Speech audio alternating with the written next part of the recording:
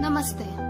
आज मैं आपको एक ऐसी कहानी बताने जा रही हूँ जिसका जानना भारत की हर एक लड़की, औरत और सभी मर्दों के लिए बहुत जरूरी है। निर्भया को तो आप लोग जानते हैं। ये कहानी है उस औरत की जिसने निर्भय होकर निर्भया को इंसाफ दिलाया है। सीमा समृद्धि यूपी के एक छोटे गांव उग्गरपुर में जन्मी। इतना पिछड़ा हुआ गांव कि गूगल पर भी नहीं आता। जब इनकी माँ को पता चला कि वो प्रेग्नेंट है, उन्होंने अबॉर्शन कराने की सोची, क्योंकि उनके पास 3 बेटियां और 3 बेटे पहले ही थे। और जब उन्हें ये पता चला कि एक और बेटी हुई है, तो खुश होने के बजाय उन्होंने उसे मारने का सोचा। उनके पापा और बुआ के अलावा सब दुखी थे। घर की इज्जत नारी है, फिर दुश्मन सा बर्ताव क्यों? मर्द को रखो पलकों पे, औरत से भेदभाव क्यों? औरत से भेदभाव क्यों? इनकी लाइफ में इंडिपेंडेंटली ग्रो करना इनके पिता ने सिखाया और मौका दिया, जिसकी वजह से वो लड़कर स्कूल गईं, जो कि 1 किलोमीटर दूर था। उनके साथ की सभी लड़कियों ने सीनियर स्कूल ड्रॉप कर दिया था, क्योंकि वो 3 किलोमीटर दूर था।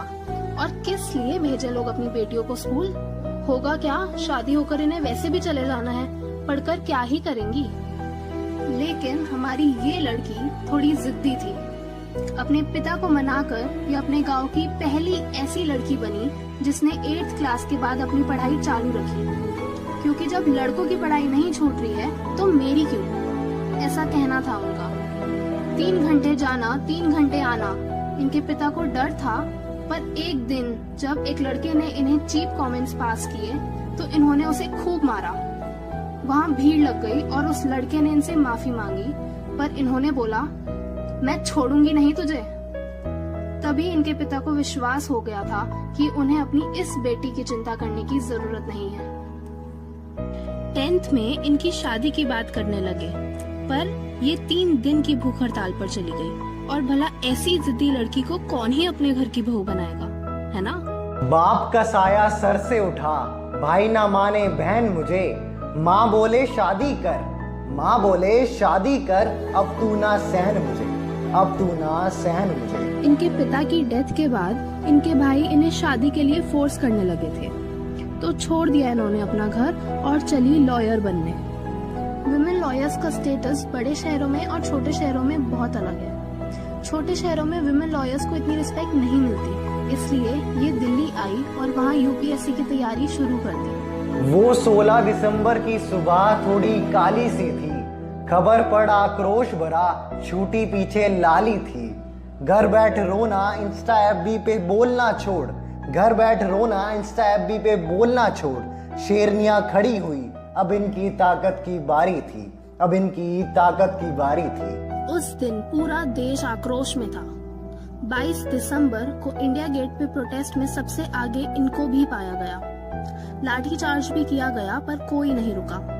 इन्होंने उसके बाद हर एक प्रोटेस्ट में भाग लिया। ये केस कोर्ट में गया, तभी एपी सिंह ने उन दरिंदों का केस लिया। उसी दौरान एपी सिंह से एक सवाल पूछा गया कि अगर निर्भया यानी कि ज्योति आपकी ही बेटी होती, क्या तब भी आप ये केस लेते? उनका जवाब था, अगर ज्योति मेरी बेटी होती तो मैं उस पर पेट्रोल डालकर जला देता।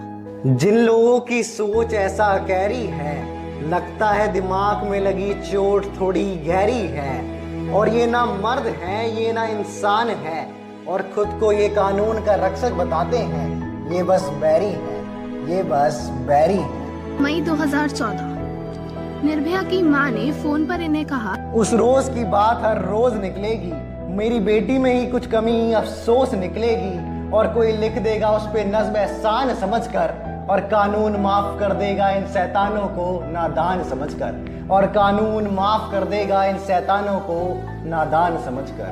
तब हमारी उसी जिद्दी लड़की ने बोला कि मैं लड़ूंगी ज्योति के लिए, हम छोड़ेंगे नहीं उन्हें। मुझे अब भी याद है जब मैंने उन 4 जानवरों को देखा था। वो लोग ऐसा बर्ताव कर रहे थे जैसे कि कुछ हुआ ही नहीं है। हंस रहे थे, मजाक कर रहे थे, यहाँ तक कि निर्भया की माँ को देखकर मुस्कुरा तक रहे थे। एक औरत होने के नाते तो मेरा मन किया कि मैं अपने हाथों से इनकी जान ले लूं, पर एक वकील होने के नाते मैंने शांति और धैर्य से काम लिया। विनय और पवन ने कहा कि वो उस रात एक पार्टी में थे। अक्षय ने कहा कि वो शहर में ही नहीं था और मुकेश ने कहा कि वो सिर्फ बस चला रहा था, उसने बलात्कार नहीं किया। जबकि निर्भया के शरीर पे काटने के निशान अक्षय के दांतों से मिल गए थे। निर्भया के नाखूनों में जो स्किन के सैंपल थे वो भी मिल गए थे और उनके स्पर्म्स भी उसके प्राइवेट पार्ट्स पर मिले थे। वो रॉड पर उंगलियों के निशान भी उन्हीं के थे।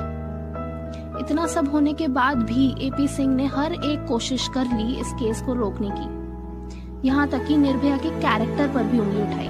मैं रास्ते में आने वाली हर चीज के लिए तैयार थी, और तब भी जब मेरा जिंदगी का पहला केस भारत के सबसे बड़े कोर्ट में था, दी सुप्रीम कोर्ट। बहुत मुश्किल था मेरे लिए सुप्रीम कोर्ट में डेट लेना। मुझे बोला गया कि 2021 से पहले डेट नहीं मिलेगी, पर मैंने कोशिश की और मुझे 1 साल बाद की डेट मिली। 2 साल 11 महीने बाद सुप्रीम कोर्ट ने फांसी का फैसला सुनाया, पर एपी सिंह वो हर एक चीज कर रहा था जिससे ये रुक जाए। 6 साल हो गए, अभी तक कोई इंसाफ नहीं। मैं जब जब ज्योति के कमरे में जाती थी, उसकी मुस्कुराती हुई फोटो देखकर मुझे बहुत हिम्मत मिलती थी। सुनो माँ, तुम एक वादा निभाओगी क्या? जो नोच नोच के खा गए मेरे शरीर को, तुम उनको फांसी चढ़ाओगी क्या? रात में हर लड़की बिंडर घूमे, इन शैतानों को उनकी औकात याद दिलाओगी क्या? सुनो माँ, तुम एक वादा निभाओगी क्या? आखिरकार 7 साल, 3 डेथ वारंट्स और अनगिनत रुकावटों के बाद हमारी मेहनत रास आई।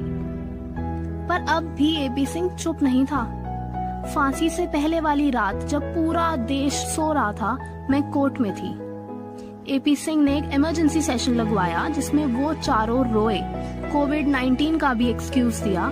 बोला कि पवन की माँ हैंडीकैप्ड है, विनय का एक छोटा बेटा है, इनकी देखभाल कौन करेगा? फिर एक पत्रकार ने कहा कि ज्योति की माँ का क्या? तभी हम ये केस जीत गए थे। 20 मार्च 2020 5:30 बजे जब आंटी, अंकल और मैंने फांसी की न्यूज देखी तो हमने एक दूसरे को गले से लगा लिया और खूब रोए। मैं कभी ज्योति से नहीं मिली, पर मैं उससे इतनी अटैच्ड हो गई हूँ जैसे कि वो मेरी छोटी बहन हो। आज अक्षय आंखों में मुस्कुराया आसमान है, वो काली सुबह याद मुझे, ये सुनहरी प्रातः काल है। आज हर लड़की गर्व में, देश जान गया लड़कियों की ताकत विशाल है। देश जान गया लड़कियों की ताकत विशाल है। सीमा समृद्धि, आज पूरा देश आपको और आपके पिता को सल्यूट करता है। पापा, मैं आपको छू ना पाऊं, पर आप दिल से साथ हो। तुम जीवन दाता, तुम दिन मेरा, तुम ही तो मेरी रात हो। जीवन की लड़ाई हो या कोर्ट की लड़ाई, सबकी जीत के हकदार पापा सिर्फ आप हो। पापा, सिर्फ आप हो। India salutes you. जय हिंद।